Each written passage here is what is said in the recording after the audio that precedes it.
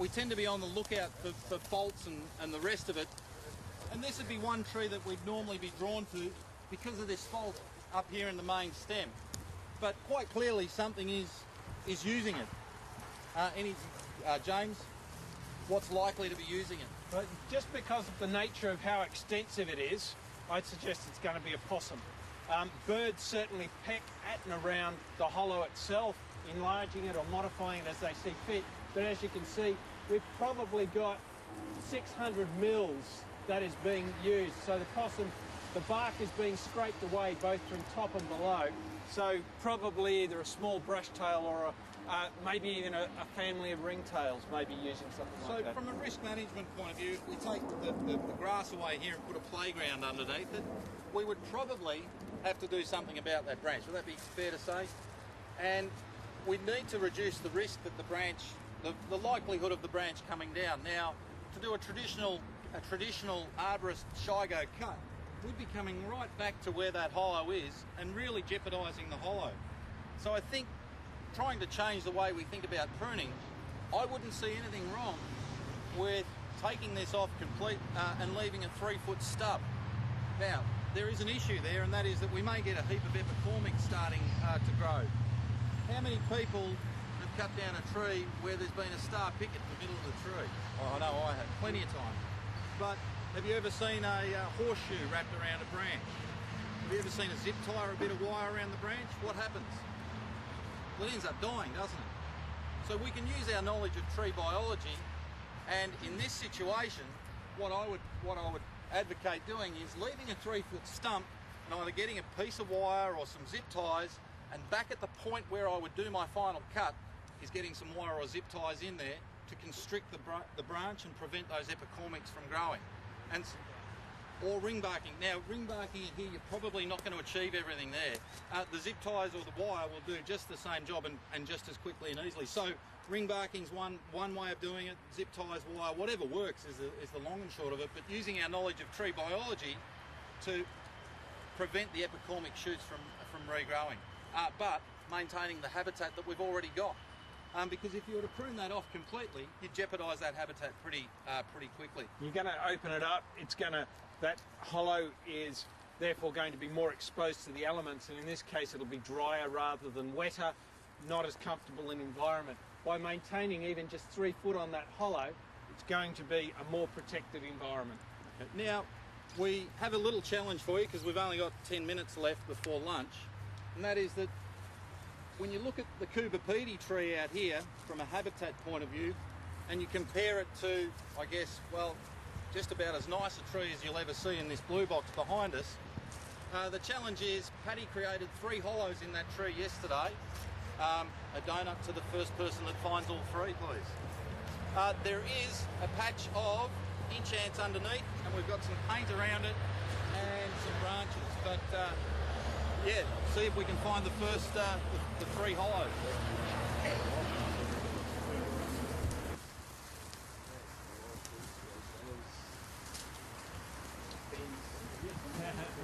Actually, and that's a really interesting point.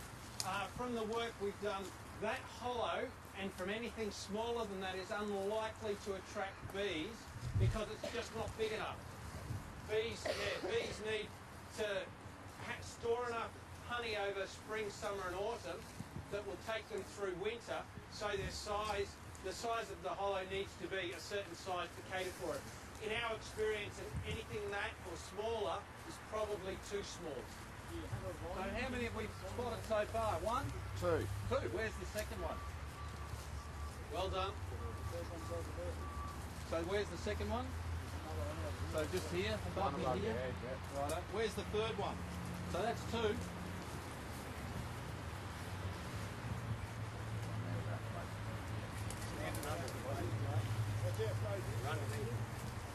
Third one.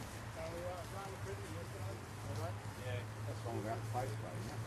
One near it. There's one right beside it.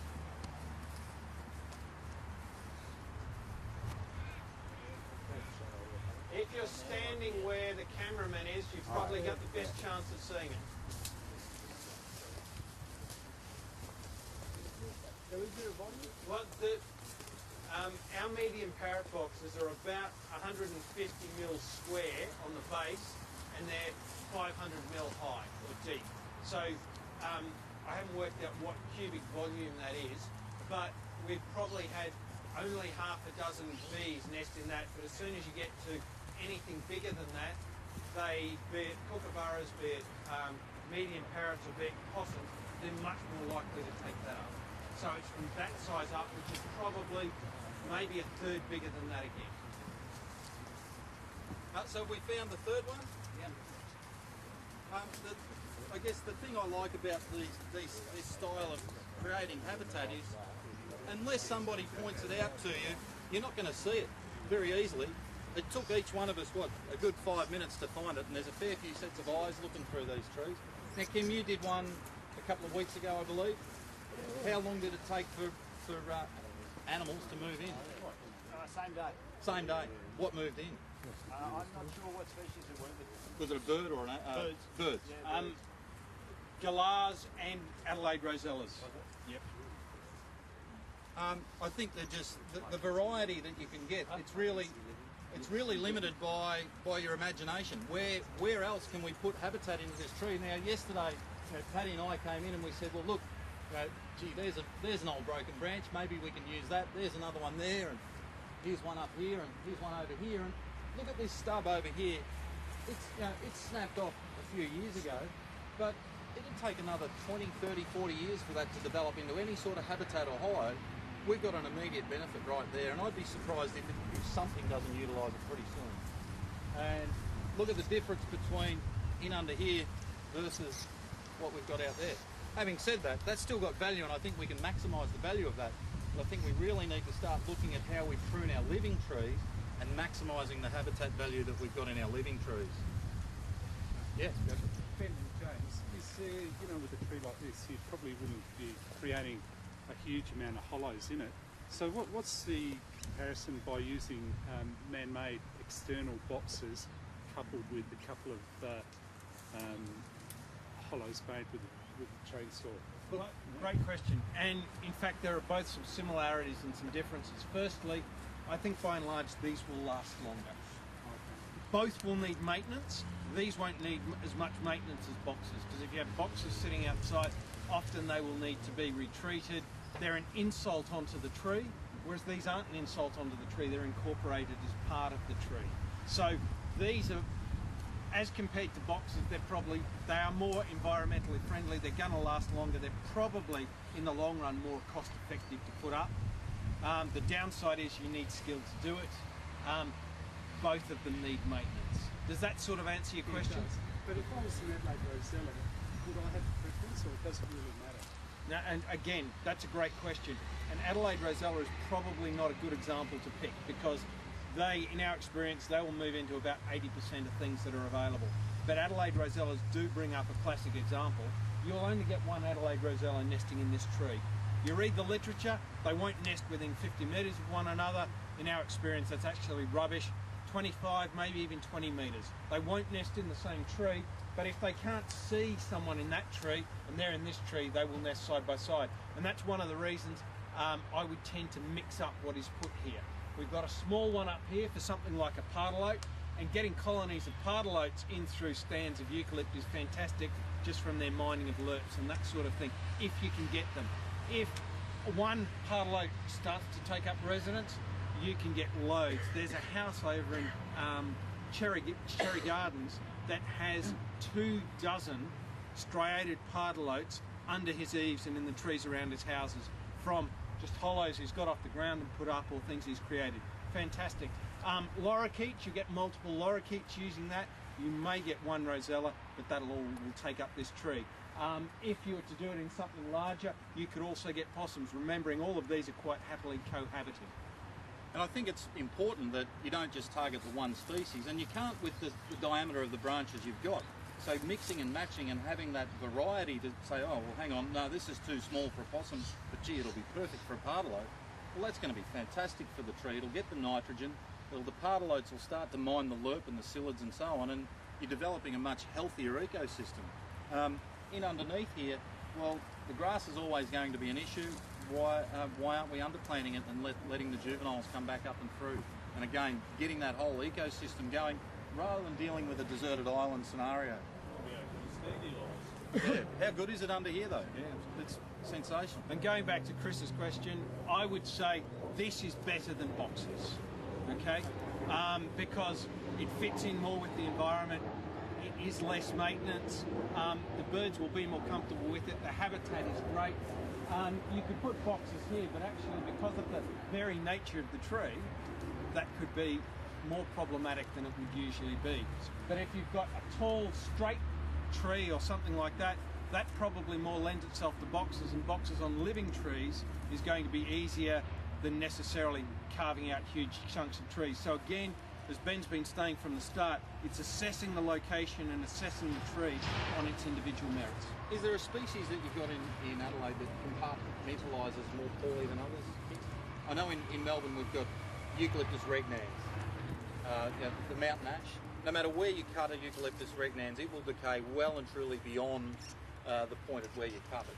And we've got a pretty big argument now for saying that, look, in terms of trees and dealing with pruning cuts, if you're going to prune a large regnans, or even in some cases a swamp gum or a viminalis, that if you make a perfect chigo cut, you'll actually do more damage to the tree because it'll decay beyond that point. It doesn't have the time to react.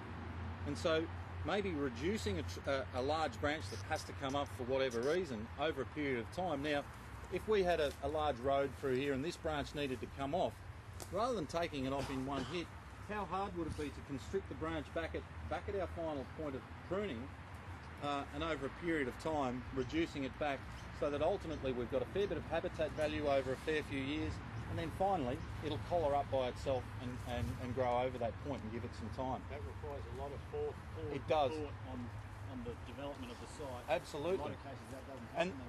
And they want instant results. So in the instant results scenario, slap a zip tie back here, cut it so that you've got a bit of a stub. That'll give it time to decay back over a longer period of time, but put a hollow in it in the meantime so that it's got some value there. And so if you've got the time, well then you may be able to do it over time. If you need instant results, well, slap in some instant situations. So the zip ties in the wire will work quite quickly as well. Did you actually try that yourself, David? We've constricted a fair few. I've got a fairly substantial slideshow of branches that are still alive but being dramatically restricted simply by. And I mean, you see it on trees that have got their stakes on them for too long. The trunk will be this big, the stakes stay there, and then it gets larger, and vice versa. So, yeah, I don't think we've got one to completion yet because it's just too early days. But I can't see any reason why it's not going to work because I've just seen it happen year in, year out, and particularly around old farming sheds where the wire's been hung around and strapped onto the branch. Well, wire or baler twine, and slowly it constricts the branch, and you get a beautiful big collar and a dead stub hanging out the end. It makes sense using the tree's biology to assist us.